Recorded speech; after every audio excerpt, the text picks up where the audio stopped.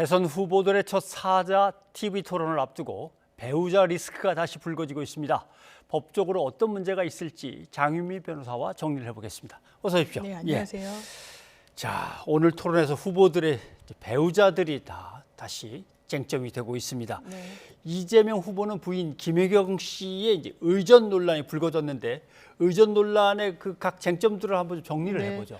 사실 김혜경 씨도 이 7급 공무원 A씨라고 지금 언론에서 지칭되는 사람에 의해서 이 내부 어떤 폭로 형식으로 의혹이 제기된 상태입니다.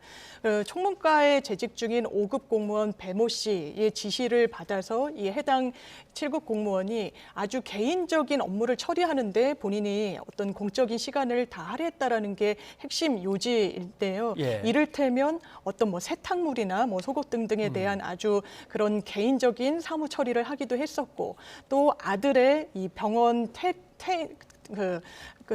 입출 관련해서 뭔가 또 업무를 보기도 했었고, 또 이 어떤 아주 사적인 뭐 소고기를 그날 먹는데 그것을 집에까지 배달을 하는 등 굉장히 또 공직과는 무관한 일을 했다라는 점이 의혹의 핵심이고, 그렇다면 본인은 이 어떤 수행 업무와 관련된 부분을 했지만 지시를 직접 내렸다는 그 5급 공무원과 관련해서는 이 총무과에 있었기 때문에 이게 업무 분담과 관련해서 공무원의 직위에 맞는 그런 업무를 과연 한 것이 아닌가. 그럼 어떤 권위를 좀 사적으로 향유한 거 아닌가라는 게 좀 의혹의 핵심입니다. 네. 자, 야당인 국민의힘은 이재명 후보 그리고 부인 김혜경 씨, 지금 말씀하신 5급 공무원, 그러니까 배모 사무관 등 해서 5명을 고발을 했습니다. 혐의들을 보면은 직권남용이 있고, 그다음에 강요, 뭐 의료법 위반 등등이 있는데 이 각각의 혐의들이 적용할 수 있는 혐의들인지 좀 설명을 부탁드립니다. 그렇습니다. 사실 직권남용과 관련해서는 최근에도 언론에 가장 많이 거론이 됐던 것이 사법농단 사건과 관련해서 이 법관들이 줄줄이 무죄 판결을 받은 거 기억하시는 분들이 좀 많으실 겁니다. 근데 그 당시에 무죄를 받은 그 가장 큰 이유는 이게 부적절하고 위헌적인 행동인 건 맞지만 그렇게 다른 재판부의 재판에 관여할 수 있는 직권 자체는 없다. 그렇기 때문에 남용할 대상물인 직권이 없었기 때문에 직권 남용죄로 처벌하는 건 어렵다, 이 부분이었거든요.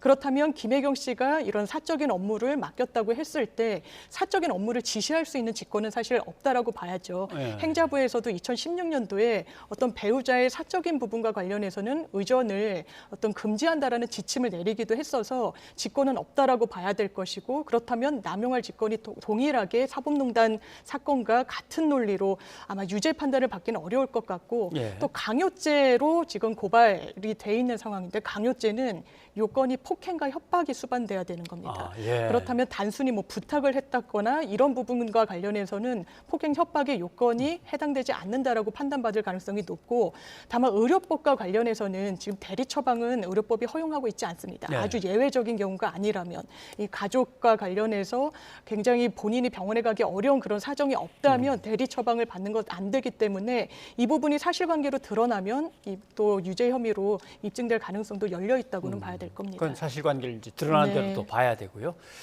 자, 그다음에 이재명 후보 측은 부적절한 법인카드 사용 있었는지에 대해서는 감사를 통해서 감사 결과가 나오면 책임질 것은 다 책임지겠다, 이렇게 얘기를 합니다.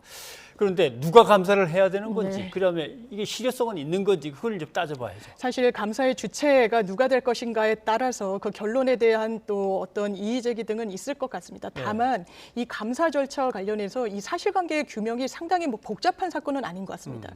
이를테면 개인 카드로 해당 공무원이 결제를 했다가 다음 날 다시 해당 마트에 가서 법인 카드로 뭐 결제를 했다는 그런 내역 등등은 이 해당 카드와 관련해서 특정이 된다면 그 내역을 뽑아보면 금세 사실관계 파악이 가능한 부분이고, 지금 뭐 호르몬제를 대신 내가 수령한 거다, 사실은 김혜경 씨가 하는 것이 아니었다라는 게 5급 공무원의 어떤 해명 내용인데, 그것도 실제로 그렇다면 이 약을 누가 결제를 했는지 그런 부분을 추가로 검증을 한다면 사실관계는 비교적 명확하게 규명될 수 있는 사안이 아닐까라는 생각이 듭니다.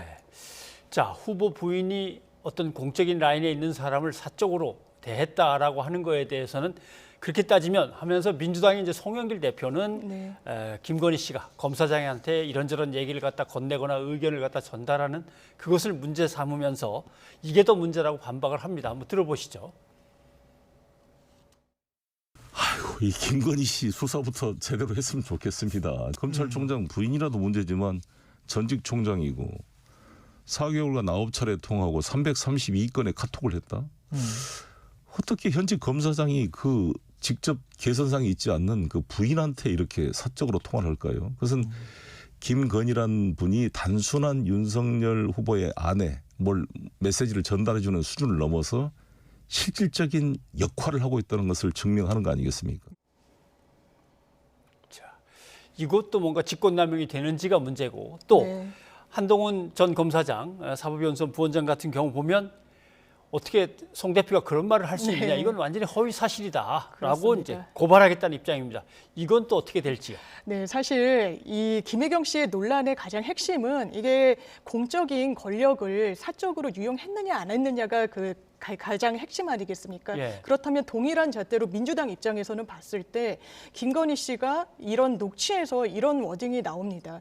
어떤 제보할 게 있으면 나한테 이야기를 해다오. 그러면 내가 한동훈 검사장에게 넘기겠다는 취지로 이야기를 했기 때문에 아니 개인적으로 어떤 사실관계를 범죄의 단서를 인지하게 됐을 때 이걸 현재 고검장한테 넘긴다고 하는 부분은 상당히 좀 부적절해 보이는 부분이 있어서 아마 송영길 대표도 이 부분을 지적한 것 같고 다만 지금 언론 인터뷰 중에 좀 단정적으로 이 횟수를 거론하고 뭐 네. 통화 횟수를 언급한 부분과 관련해서 아마 한동훈 검사장 같은 경우에는 이게 사실관계가 아니다라고 주장하고 싶은 것 같은데 이건 법적으로 문제를 삼게 되더라도 이게 어떤 생방송 중에 인터뷰 과정 중에 나왔다는 점 그리고 다소 수치 같은 거는 틀리더라도 뭔가 이 전체적인 맥락에 부합하는 사실관계가 있다면 이게 범죄로까지 의율하기는 조금 곤란해 보이는 부분은 있습니다. 네, 알겠습니다. 그리고 이제 김건희 씨 같은 경우는 이제 다른 의혹들과 연루돼 있는 부분들이 또 있습니다. 도이치모터스 주가 조작 의혹 같은 경우는 다른 관계자들은 일단 기소가 되어서 첫 재판이 이제 열릴 때가 됐는데 네. 김건희 씨에 대해서는 소환 조사가 없단 말이죠. 이거는 혐의점이 전혀 없거나 한 것인지 어떤 걸까요? 사실 김건희 씨 측에서 지금 관련 보도 내용을 보면 대선 이후에 뭔가 본인이 수사에 임하겠다라는 취지로 이야기를 했다라고는 나오고 예. 있는데 다만 이 지금 공범들이라고 지칭되는 이 의혹을 제기하는 쪽에서 이미 기소가 됐습니다. 그리고 이 김건희 씨가 본인이 주식 계좌를 바로 직접적으로 건넸던 이모 씨 같은 경우에는 도주를 했다가 다시 인신이 확보되면서 구속 기소가 됐거든요. 네. 그렇다면 이 연결고리와 관련해서 뭔가 이 하나의 징검다리 역할을 하는 부분은 분명히 있고 지금 관련해서는 피의자 신분에 있기도 해서 이 대선과 관련해서 뭔가 본인이 정치적인 부담 때문에 비공개로 소환이 되더라도 언론에 알려질 것 등등을 저어하는 것은 이해가 되지만 통상적인 절차에는 이를테면 관련자들이 이미 기소가 된 건에서 유관한 사람을 이렇게 지연해서 부르는 건 좀 다소 이례적인 건 맞는 것 같습니다. 네. 자, 이재명 후보와 관련된 것이 하나가 또 있는데 이게 이제 황무성 성남도시개발공사 이제 사장이죠. 초대 네. 사장. 근데 그 사장을 어떤 의도에 의해서 물러나게 하려고 정진상 부실장이 가서 나가야겠다라고 종용을 하는 과정이고 그 배경에는 또 이재명 시장이 있었다. 네. 당시에 시장이 있었다. 이 얘기인데 결국은 다 혐의가 없는 걸로 경찰이 결론을 내려버렸습니다. 그렇습니다. 이것도 한 차례 무혐의가 나왔지만 이제 고발 주체에서 재정 신청을 해서 계속 좀 길어졌던 부분이 있고 시효를 바로 앞두고 최종 무혐의가 나온 건인데요. 일단 요지는 그렇습니다. 이 황무성 전 사장과 관련해서 사퇴를 종용했다는 그 녹취가 공개됐고 그렇다면 이 부분이 어떤 그 화천 대유와 관련해서 그 초과이익 환수에 그 반대를 하는 그 조항을 넣지 않은데 반대를 하는 그런 사정으로 인해서 사퇴를 압박한 거 아니냐라는 게 의혹의 핵심이었는데 예. 사실 황무성 전 사장 같은 경우에는 어떤 공개 응모를 통해 가지고 사장직에 오긴 했지만 본인이 이미 수사선상에 올랐다는 사실관계를 제대로 공사 측에 알리지 않았던 부분도 분명히 사실관계로 존재를 합니다. 예. 그렇다면 그 연결고리를 했던 그 분과 이 정진상 부실장 같은 경우에 그렇다면 이런 사실관계가 있고 실제로 나중엔 유죄 확정 판결을 받았거든요. 사장직을 계속 유지하는 것이 온당하느냐라는 문제 제기 속에서 어떤 사태를 좀 권유하고 했던 부분이 있었던 것이 사실관계이기 때문에 아무래도 그냥 직권을 남용해서 사태를 압박하고 강요했다라고 평가하기는 조금 사실관계가 부족하지 않았나라는 생각이 듭니다. 예, 알겠습니다. 그리고 이제 소위 55 클럽이라고 하는 것과 관련해서 곽상도 전 의원은 내일 구속 여부가 결정될 것 같습니다. 그렇습니다. 구속이 되느냐 안 되느냐를 가지고 이 건에 대한 50억 클럽 관련 건에 대한 수사는 어떻게 될 것 같습니까? 사실 비교적 자금 흐름이 명확한 게 이 대장동 의혹과 관련해서 이 당사자 4인방을 제외하고는 곽상도 의원이었거든요. 그렇죠. 그리고 뭐 여러 명이 거론이 됐지만 실제로 25억 원을 수수한 거는 곽상도 전 의원이 사실상 유일했습니다. 그런데 검찰이 한번 영장을 청구했을 때 알선 수재로 영장을 청구했었습니다. 네. 뭔가 화천대유와 관련한 이 컨소시엄이 깨질 것을 조금 우려해서 하나은행 측에 뭔가 로비를 했다라는 어떤 그런 핵심 의혹이었는데 알선 수재와 관련해서 처음에 영장에는 그렇다면 누구에게 구체적으로 언제 어떤 내용으로 알선 청탁을 했는지가 누락돼 있었습니다. 검찰이 두 번째로 영장을 청구했을 때에는 아마 이 부분에 대한 공백이 수사로 많이 메워지지 않았을까라고 추측되는 부분이 있고 네. 또 하나는 첫 번째는 이걸 뇌물죄로 의율하지는 못했었습니다. 그 당시에 신분이 대한법률구조공단 이사장이었기 때문에 직무와 관련은 대가성이 없다라고 판단을 했는데 추가로 수수한 금원도 지금 검찰이 파악했다고 알려지는 상황에서 본인이 현직 의원일 때 관련 상임위 활동과 관련해서 문화재 발굴과 관련해 이 사업의 편의를 좀 봐줬다는 추가 어떤 사실관계를 조사를 통해서 드러낸 것 같고 그래서 이 부분도 영장에 지금 담겨져 있는 것으로 알려져 있어서 이번에 영장의 발부와 관련해서 이 수사 동력 여부가 완전히 갈릴 것으로 보입니다. 알겠습니다. 자, 오늘 여기까지 듣도록 하겠습니다. 장유민 변호사님 고맙습니다. 네, 감사합니다.